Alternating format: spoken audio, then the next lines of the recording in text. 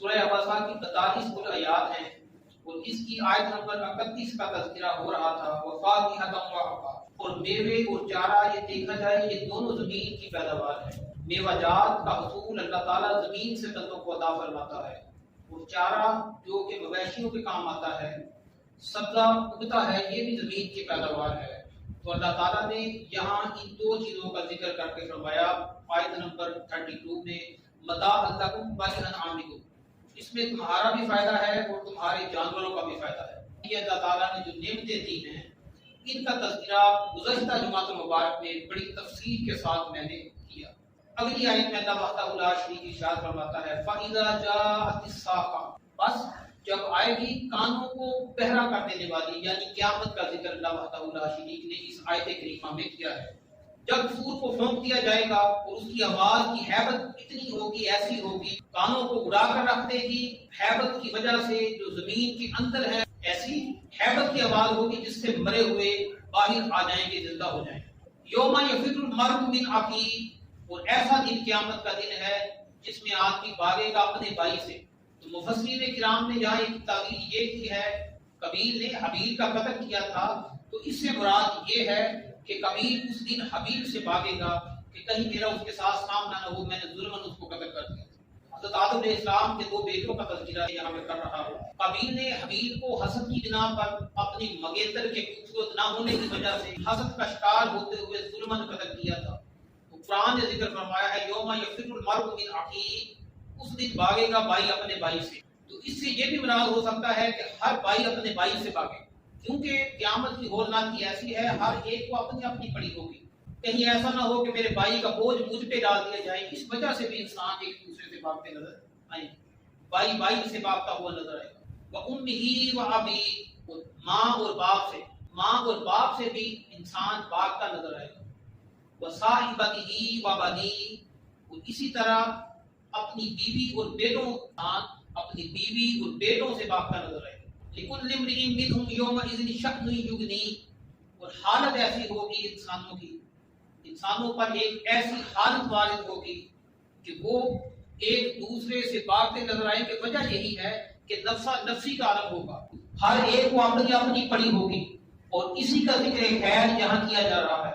شک حالت کو کہتے ہیں، یغنی کہتے ہیں جو بے پرواہ کر دے گی، ایسی حالت ہوگی انسانوں کو انسانوں سے بے پرواہ کر دے گی۔ دیکھیں کیسا منظر ہوگا قیامت کا، بھائی بھائی سے بھاگے گا، اپنی ماں سے بھاگے گا، اپنے باپ سے بھاگے گا، اپنی بیوی سے بھاگے گا، اپنے بیٹوں سے بھاگے گا۔ اور ایسی حالت کا اللہ تعالیٰ نے یہاں اس آیت کے اندر ذکر فرمایا کہ ہر ایک کو اپنی اپنی پڑی ہوگی، ہر کوئی دوسرے سے بھاگتا نظر آئے گا۔ وجوہ یومئذ مسفرہ، وجوہ کہتے ہیں چہرے کو، فیس کو، وجوہ یومئذ مسفرہ، یوم کہتے ہیں اپنی زبان کے اندر دل کو، مسفرہ کہتے ہیں چمکدار کو، روشن کو، منور کو۔ کتنے چہرے ایسے ہوں گے اس دن چمکتے دمکتے ہوں۔ یہاں اللہ شریف نے پہلے قیامت کا حال ذکر کر کے فرمایا قیامت کا دن بے شک نفسا نفسی کا دن ہے۔ قیامت کی ہولناکی کے بعد اللہ شریف نے فرمایا بے شک قیامت کی ہولناکی بڑی سخت ہے، لیکن کتنے ہی ایسے چہرے ہوں گے جو اس دن چمک رہے ہوں گے۔ نبی رحمت صلی اللہ علیہ وآلہ وسلم نے فرمایا جب انسان وضو کرتا ہے تو وضو کی وجہ سے وضو کی برکت یہ حاصل ہوگی، قیامت کے دن عزائے وضو اس کی ایسے چمک رہے ہوں گے جیسے چودھری کا چاند ہوتا۔ ضاحکۃ مستبشرہ، ضاحک کہتے ہیں ہنسنے کو، مسکرانے کو، مستبشرہ کہتے ہیں خوشیاں منانے کو۔ کتنے چہرے ایسے ہوں گے جو چمکتے ہوں گے، اور اس دن اللہ کے فضل سے وہ مسکرا بھی رہے ہوں گے اور اس نعمت پر خوشیاں بھی منا رہے ہوں گے کہ آج کے دن اللہ وحدہ لا شریک نے ہمیں ایسا کر دیا ہے، ہمارے چہرے کو روشن کر دیا ہے، منور کر دیا۔ جس کا اندر روشن ہو اس کا باہر نظر آ جاتا ہے کہ یہ بندہ خوشحال ہے، اندر پریشانی لاحق ہو چہرے سے پہچان لیا جاتا ہے کہ یہ بندہ جو ہے یہ پریشانی میں مبتلا ہے، اس کو کوئی پریشانی لاحق ہو چکی ہے۔ لیکن جس کا اندر صاف ہو، اندر چمک رہا ہو، اس کا باہر خود بخود چمکتا دکھائی دیتا ہے۔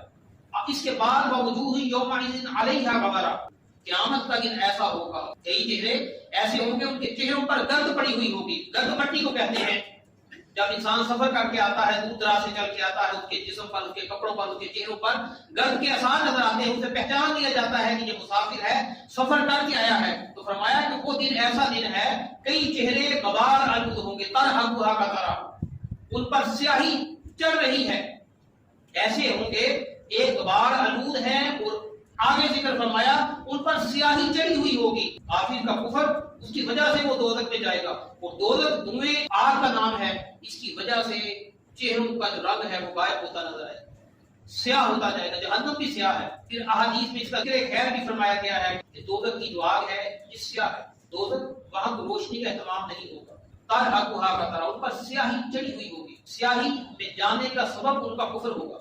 उलाइका हुमुल कफरतुल फजर, यही वो लोग हैं जो काफिर हैं, बदकार हैं। पहले इस सूरत के अंदर अल्लाह ताला ने अपनी नेमतों का इजहार फरमाया, व हदाइका गुलबा व फाकिहतन व अब्बा मताअन व लिअनआमिकुम फइज़ा जाअत इस्साक़ा। कई चेहरे तो ऐसे होंगे चमकदार होंगे, कई चेहरे ऐसे होंगे स्याह होंगे। जो चमकदार होंगे वो अंबिया इकराम के चेहरे, सिद्दीकीन के होंगे, शुहदा के होंगे, सालिहीन के होंगे, नेकोकारों के होंगे, उनके अज़ाए गुरु चमक रहे होंगे, और उनके चेहरे ऐसे होंगे जैसे आसमान दुनिया का चांद होता है, सूरज होता है, तारे होते हैं। जिनके चेहरे मुरझाए हुए होंगे, जिनके चेहरों से नूर गायब होता नजर आएगा, वो उनके कुफर का नतीजा होगा। सारी जिंदगी अल्लाह वहदहु ला शरीक के जो अहकाम है उनको उन्होंने पसे कुछ डाल दिया। अल्लाह की नाफरमानियों को जिन लोगों ने सीने से लगा लिया, उनके सीने भी उस दिन स्याह होंगे।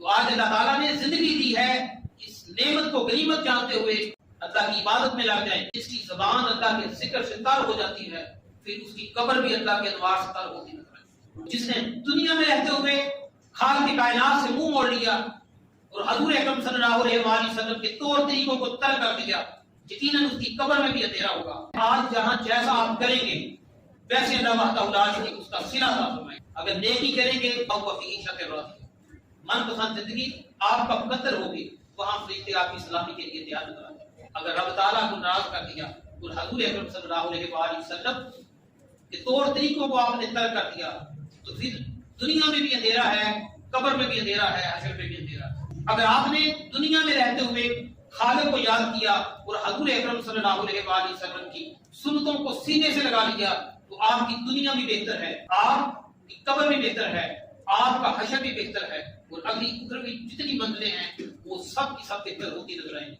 अमल अच्छा नहीं होगा, सजा नार हामिया है, बढ़ती आग इंसान का मुकद्दर होगी।